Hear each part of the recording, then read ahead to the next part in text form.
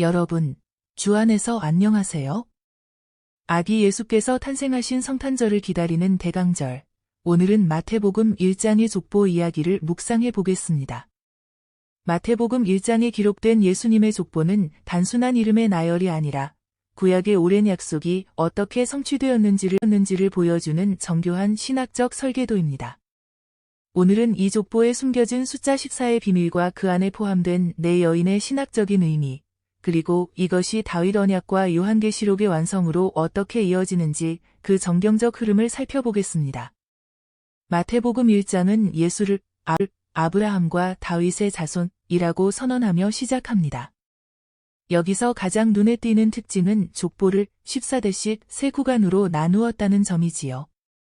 마태는 구약 족보에서 몇몇 왕들을 의도적으로 생략합니다.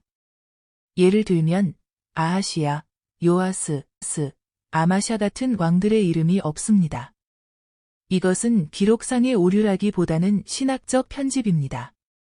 마태의 관심은 정확한 연대가 아니라 다윗 언약이 성취됨을 강조하는 데 있습니다. 이를 위해 마태는 14라는 수비학적인 숫자의 연대를 편집하고 있습니다.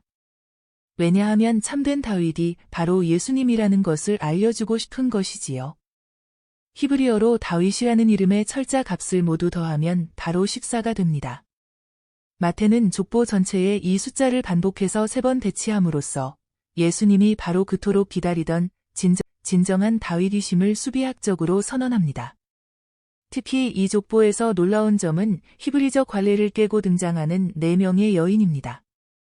유대인의 족보에 여성이 포함되는 것도 이례적이지만 그 면면을 살펴보면 더욱 파격적입니다. 먼저 다말을 생각해 보지요. 다말은 어떤 여인인가요? 시아버지 유다와의 관계를 통해 대를 이은 가나안 여인입니다. 또 라합은 어떤가요? 이스라엘의 가나안 정복 당시 도움을 주었던 여리고의 기생이자 이방인입니다. 어떤 학자들은 라합이 가나안 우상신을 섬겼던 신전의 여사제라고 추측하기도 합니다. 그리고 룻이 등장합니다. 룻은 이스라엘이 금기시했던 이교도인 모압 출신 여인이지만 시어머니를 따라 베들레헴으로 온 여인입니다. 마지막으로 밧세바, 즉 우리아의 아내입니다. 다윗 왕의 치명적인 범죄와 관련된 인물이며 헤브론 혈통이 아닌 햇사람의 아내였습니다. 왕의 족보에 굳이 이들의 이름을 기록한 신학적 이유는 분명합니다. 첫째, 은혜의 보편성입니다. 예수님의 왕권은 혈통적 순결함에 갇혀있지 않고 이방인과 죄인까지도 품으시는 하나님의 광대한 사랑을 증거합니다. 둘째, 인간의 실패를 넘어서는 하나님의 열심입니다.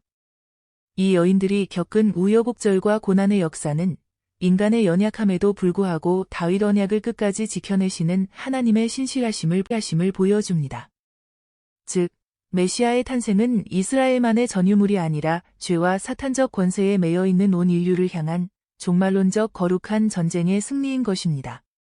이러한 족보의 흐름은 사무엘하 7장의 나단 언약에 그 뿌리를 둡니다. 하나님께서는 다윗에게 그의 씨가 영원한 왕위를 계승할 것이라고 약속하셨습니다. 비록 역사 속 다윗 왕조는 바벨론 포로기를 거치며 이새의 그루터기처럼 보잘것없는 모습으로 완전히 잘려나간 듯 보였으나 이사야 11장의 예언대로 하나님께서는 그 죽은 나무 같은 곳에서 한 새싹을 틔우셨습니다. 이제 이 흐름은 성경의 마지막 책인 요한계시록 5장에서 완성됩니다. 역사의 봉인을 떼기에 합당한 자가 없어 요한이 울고 있을 때 한 장로가 이렇게 선언합니다. 유다 지파의 사자 다윗의 뿌리가 이기었으니 그가 인봉을 떼시리라. 여기서 예수님은 다윗의 후손을 넘어 다윗의 뿌리라고 불립니다. 마태복음의 족보가 역사 속에 오신 다윗의 후손으로서의 정통성을 말한다면 요한계시록은 다윗을 존재하게 만든 근원이자 시간 위의 주권자로서의 메시아를 선포합니다. 무엇보다 승리하신 사자로 소개된 분이 실제로는 죽임을 당한 것 같은 어린 양으로 나타난다는 점은 다윗 메시아 사상의 역설적인 진리를 보여줍니다. 거룩한 전쟁 신학적 관점에서 보면 창세기 3장 15절에 예고된 여자의 후손이 뱀인 사탄의 머리를 십자가에서 깨뜨리시기 위해 하나님의 거룩한 전사로서 오셨을 뿐만 아니라 우주적 왕권을 가지신 만왕의 왕으로 십자가에서 자신을 내어주신 죽임 당하신 어린 양으로 오신 것입니다. 고난과 죽음을 통한 역설적인 승리의 신학인 셈이지요. 결국 마태복음 1장에서 시작된 14대의 족보는 단순히 옛 왕조의 재건을 말하지 않습니다. 그것은 세상의 권력으로 다스리는 왕이 아니라 십자가의 희생으로 세상을 구원하신 어린 양 메시아의 등장을 향한 장엄한 서사입니다. 예수님의 탄생은 다말과 라합 같은 이들의 눈물을 닦으시고 끊어진 이새의 줄기에서 생명을 피워내시며 마침내 하늘 보좌에서 역사를 완성하시는 하나님의 신비로운 경륜과 언약 성취의 정점이지요. 그리고 인간 구원을 위한 하나님의 종말론적 거룩한 전쟁에서의 승리가 시작되는 사건이 바로 아기 예수의 탄생인 것입니다. 우리는 지금 성탄을 기다리고 있습니다. 이 땅에 오신 그리스도 안에서 승리와 소망을 새롭게 발견하시는 여러분 되시기를 예수님의 이름으로 축복합니다. 메리 크리스마스.